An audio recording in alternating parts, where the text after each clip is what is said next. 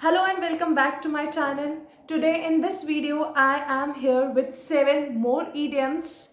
In 3 videos I have explained to approx 21 idioms, and in this 4th video I'll be explaining 7 more daily use idioms which you can use in your daily life and can present your opinion, you can say, effectively and impressively.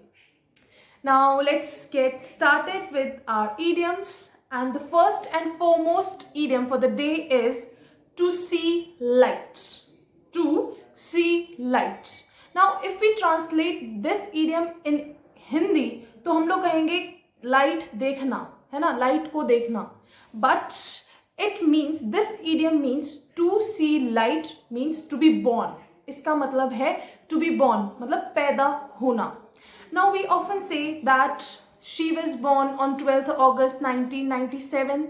Rohan was born on August 1997 या whatever, means when we are saying कि वो यहाँ ऐसे पैदा हुआ तो हम लोग उसके लिए born use करते हैं.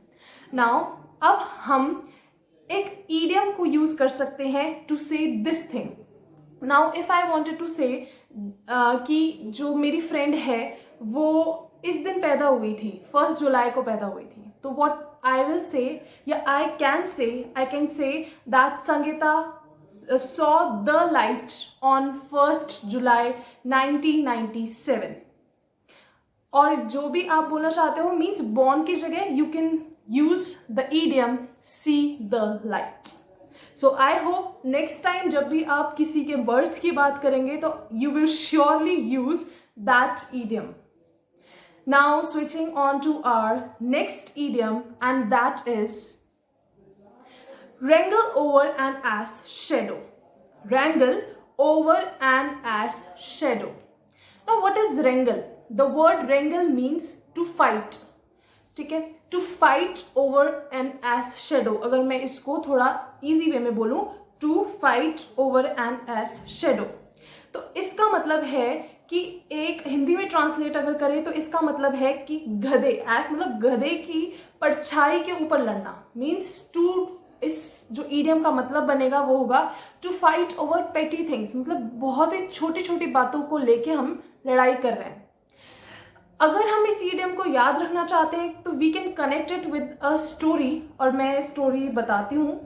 See, there were 2 neighbors, और वो उनकी आदत थी कि वो दोनों हर टाइम लड़ती रहती थी. नेबर्स की लगभग लेडीज की आदत होती है लड़ने की.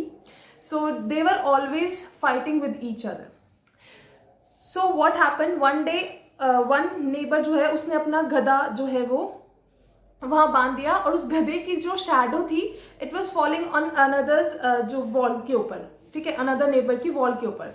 सो दैट लेडी वो आके एंड लड़ने लग गई कि तेरे गधे की शैडो की वजह से अब हमारे घर में धूप भी नहीं आ रही. तो ऐसे करके इस छोटी सी बात पे कि भाई इस शैडो ने जो है वो धूप रोक दी है, अब तू धूप भी नहीं आने देगी कि हमारे घर में, मीन्स ऐसे ऐसी बात पे, और उनकी फाइट, अच्छे वाली फाइट स्टार्ट हो गई. सो फ्रॉम हेयर वो क्या है, एक ईडियम निकला, and that idiom is wrangle over an ass shadow. मतलब एक छोटी सी बात पे जो है वो लड़ाई करना, छोटे छोटे बहाने ढूंढना लड़ने के लिए.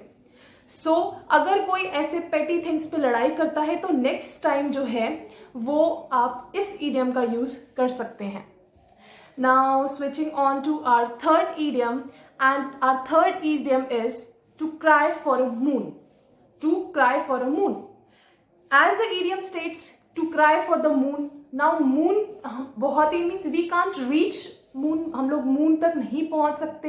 तो ऐसी चीज के लिए रोना जो हम लोग जो है, या डिमांड करना जो हम लोग नहीं अफोर्ड कर सकते. नाउ सपोज आज के टाइम में अगर मेरे पास एक मारुति कार है and I want to sell that Maruti car, और मैं कहूं कि इस मारुति कार को मैं तो 1 लाख में बेचूं, so is this a digestible thing? No ना. So I am basically, what I am doing in that situation, I am crying for a moon. ठीक है, जो भी अनरीजनेबल डिमांड या जो चीज कभी फुलफिल नहीं हो सकती, और वो इंसान, कोई भी इंसान उस चीज को अचीव करना चाहता है या डिमांड कर रहा है, सो दैट टाइम पे we can use this idiom. And what is the idiom? To cry for the moon. means to cry for an impossible thing. Impossible भी एक वर्ड है, उसका मतलब भी यही है, जो मतलब बेतुकी सी डिमांड के ऊपर. Now switching on to our next idiom, and that is, you might have heard it many times, a cup of tea. बहुत सारे लोग आर हैबिचुअल इन इंडिया, बहुत सारे लोग are habitual of drinking tea, and अक्सर सुनते हैं कि मुझे एक कप चाय चाहिए, I want a cup of tea. Now ये भी एक ईडियम की तरह हम इसको यूज कर सकते हैं, अ cup of T, which means very easy task. कोई बहुत ही सिंपल सी चीज है, बहुत ही सिंपल सा वर्क है, तो उस टाइम पे we can use this idiom, a cup of tea. Now for example, online teaching has made difficult subjects a cup of tea for students. For present students या in present circumstances, Covid चल रहा है, कोविड-19 में, सो online teaching ने जो है वो अ cup of T बना दिया है. बहुत सारे डिफिकल्ट सब्जेक्ट्स को एक तरह से बहुत ईजी, लर्निंग बहुत ईजी बना दी है, अगर हम ये बोलना चाहें तो. ठीक है. और अगर हम किसी जो कोई काम है अगर हम उसको कर सकते हैं बहुत इजीली, सो वी कैन से या this is a cup of T, this is my cup of T, you can say. So this was the idiom, and switching on to our next idiom, and our next idiom is to burn the midnight oil. To burn the midnight oil मतलब रात को, midnight oil सबको पता है, आधी रात तक जो है वो तेल जलाना. पहले के टाइम में ऑयल जला, अब तो बल्ब हो गए, पहले ऑयल से ही जो है वो कैंडल या फिर ये सब चीजें चला के पढ़ते थे. तो टू बर्न मिडनाइट ऑयल का मतलब है टू मेक एफर्ट्स, बहुत ज्यादा एफर्ट्स डालना किसी भी चीज में. तो एक मैंने ईडियम पहले बताया था, to leave no stone untouched. उसका मतलब भी यही था कि एफर्ट डालना, बट उसका मतलब क्या था कि एवरी पॉसिबल एफर्ट, जितना हो सके उतना एफर्ट हम डाल रहे हैं किसी काम में, हमने कुछ भी नहीं छोड़ा है अनटच्ड. और टू बर्न मिडनाइट ऑयल का मतलब भी यही है, टू मेक एफर्ट्स. और बट इसमें जो है वो थोड़ा सा डिफरेंट है इन दोनों इडियम्स का जो मतलब है, सो कंफ्यूज ना होना इनसे.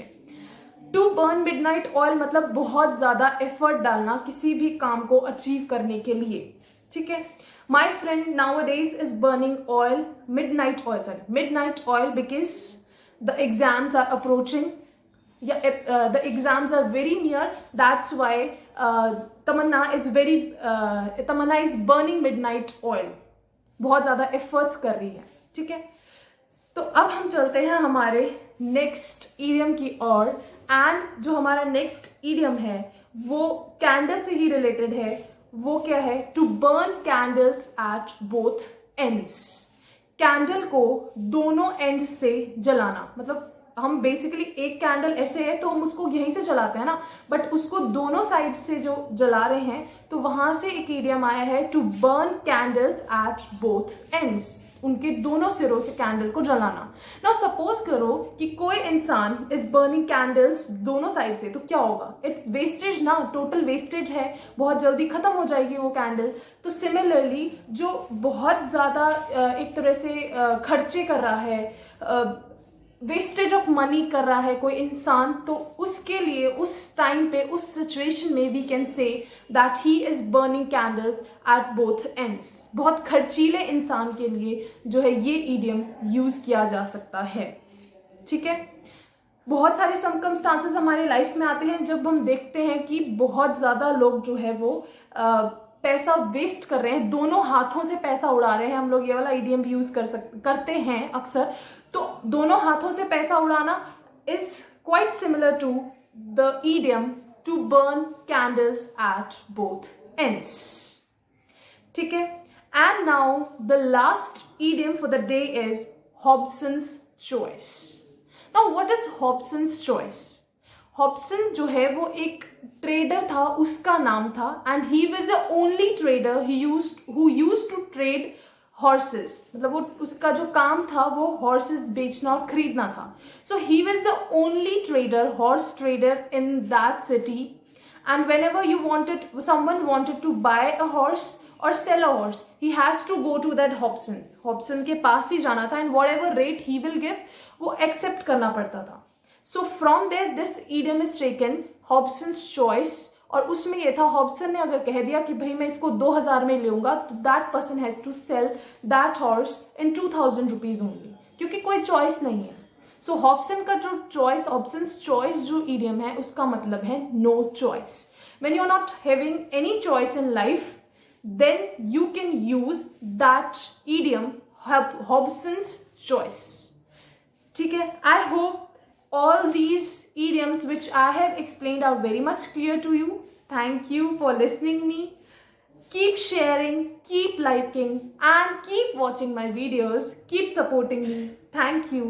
I'll meet you in my next video where I'll be coming with more funny and interesting idioms.